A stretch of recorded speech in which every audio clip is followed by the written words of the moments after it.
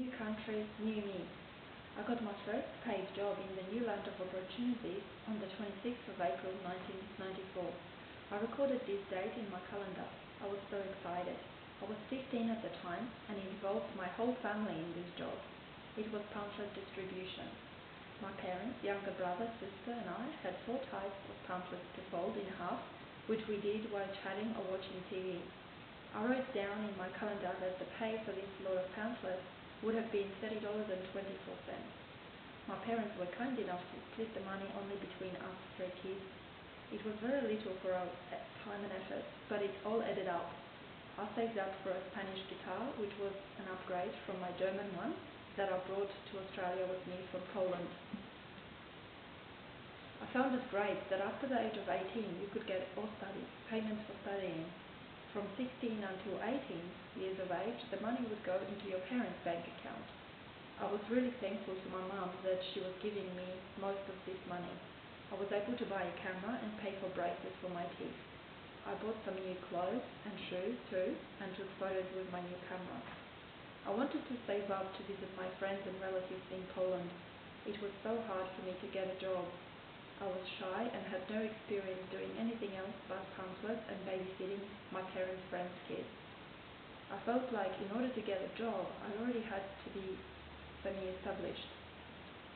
You either needed a car or some money to buy something you needed to get work. I started off with being a sales representative for a knife company. There was my chance to work with people. I had to pay $200 to buy a set of knives for demonstration, as everyone had to have their own set. I also needed a car to go to people's houses to do knife demonstrations. My parents were willing to lend me their car, which was awesome. The skill I was taught to say after demonstrating the knife cutting through a 5-cent coin still makes me cringe. It went like, "Wouldn't you like to have a set of knives like these?" One lady was lovely as she said to me, "Why are you wasting your time on that? You should be a model." I didn't take her seriously as deep down I knew I had a scar on my shoulder from a tuberculosis vaccination, and I thought to myself that she considered the knife way too expensive. In the meantime, of course, I put my resumes all over the place to get a better job. I was in the first year of university studying forensic and analytical chemistry. I dated a guy also from the same uni, and I told him that I even applied to work in a Thai restaurant. He told me that I wasn't going to get a job there because they mainly employ Asian people.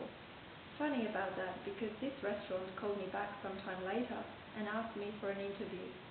I enjoyed waitressing there, and I liked how I proved that ex-boyfriend wrong. The waitress who trained me was Australian, and she was dating a co-worker who was an Asian waiter.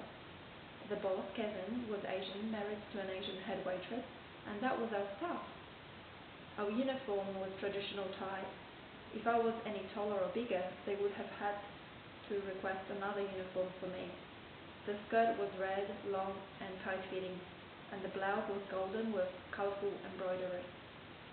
There went my Friday and Saturday nights. I was 18 years old, and my friends were getting into the nightclub scene. I had to join them.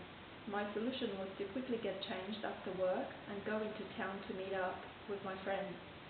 Kevin used to always laugh after work and ask which club I was going to this time. My friends and I were lucky that there were many nightclubs to choose from and that we didn't spend too much money on alcohol, as there were many free drinks for women's nights or special occasions. My dad was unhappy about me going clubbing so much. I took advantage of free entry before certain times or free passes, which my friends and I would pick up by clubbing so regularly. I actually learned how to dance by observing the podium dancers and copying other good dancers.